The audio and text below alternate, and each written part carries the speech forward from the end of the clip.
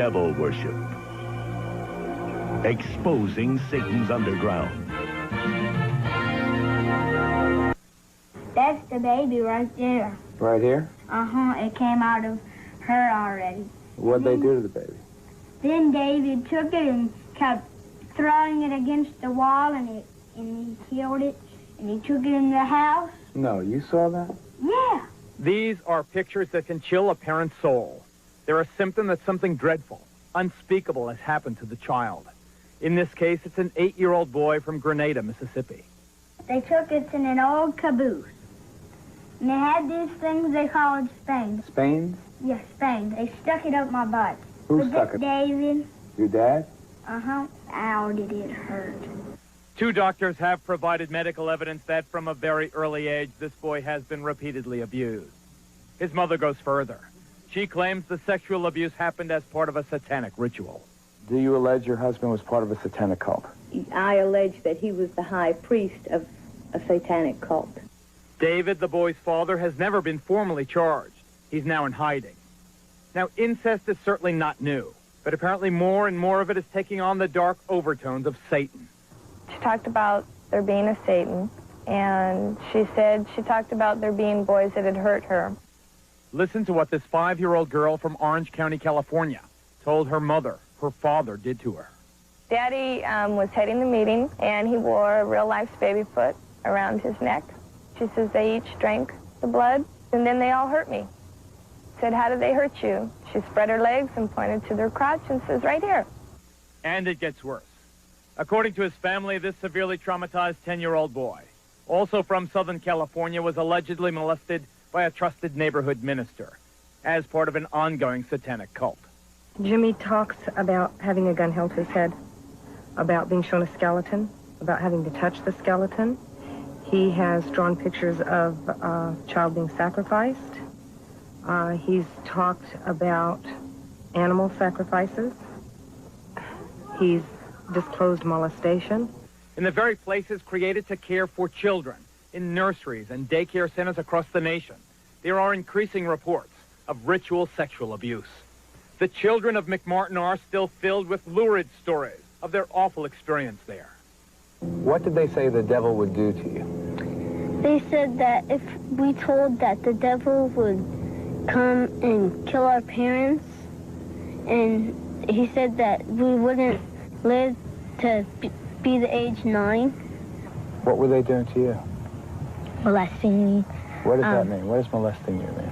Touching us in places we don't want, and then they would threaten us oh, you don't say a word else we're gonna come to your house and kill everybody except for you, and we're gonna send you to the devil and everything. And they would scare us really much. No region in this country is beyond the reach of the devil worshippers. Even here in the heartland of America, stories of ritual abuse crop up. The children you're about to meet were born into it. They say their parents forced them to witness bloody rituals, and even they say to participate in ritual murder.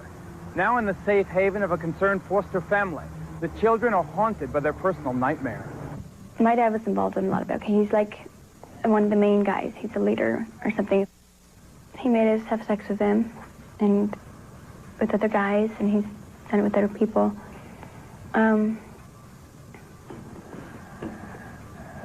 don't know. I just don't like him.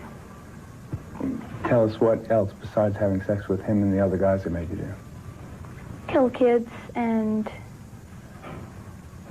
be there and involved in everything else that happened. And I had to be there.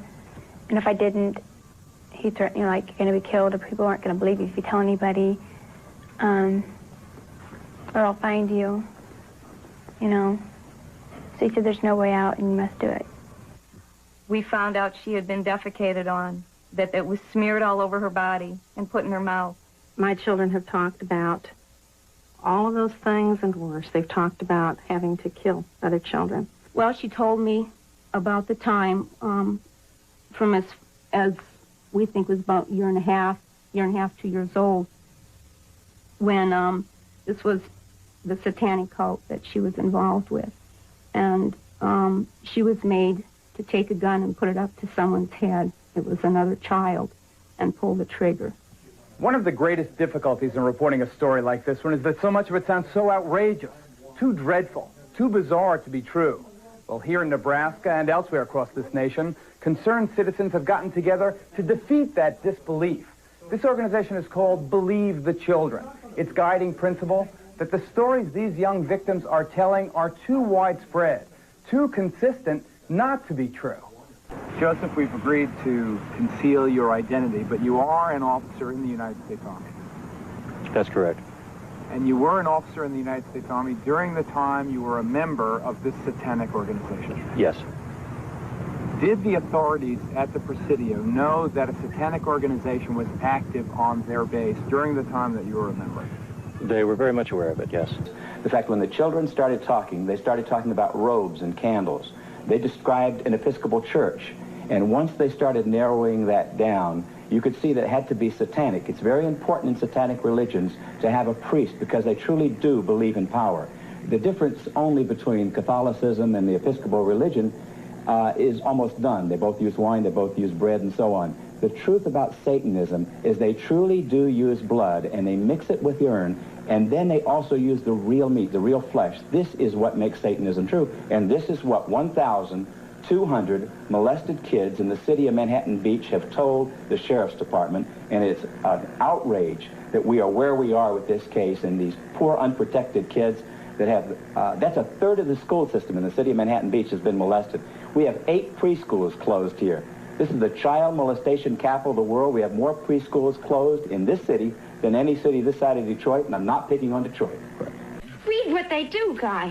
They use blood in their rituals, and the blood that has the most power is baby's blood. In the classic horror film Rosemary's Baby, Mia Farrow is drawn into the clutches of a satanic cult and is married to the devil. This is no dream. This is really happening. She conceives the Antichrist, providing the group with a living symbol of Satan to be worshipped and adored. God is dead!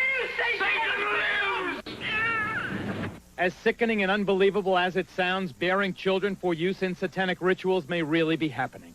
My daughter, who I named Wendy, was sacrificed at birth with an upside-down cross and then taken outside and buried. My son, they kept and let live till 2 years old, and then he was sacrificed. Michael and I had a son, and he was dedicated to Satan at birth, and at 6 months of age, he was sacrificed to Satan. It is most common for the heart to be taken from the child and offered to Satan. We would like to see most of the human race killed off because it is unworthy. It is unworthy of the gift of life. Is there a network of these satanic murderers in this country, do you allege? I cannot say that there's a network of satanic murderers. I can say that based on information furnished to me by confidential sources and informants, based on interviews with dozens of survivors from the satanic operations through the years, satanic beliefs, etc., I can say that there is a network of these people across the country who are very active. They have their own rest and relaxation farm. They are in contact with each other. It ties in loosely to the drug operation, ties into motorcycle gangs, and it goes on and on. They have their own people who are specialized in surveillances and photography and in assassinations.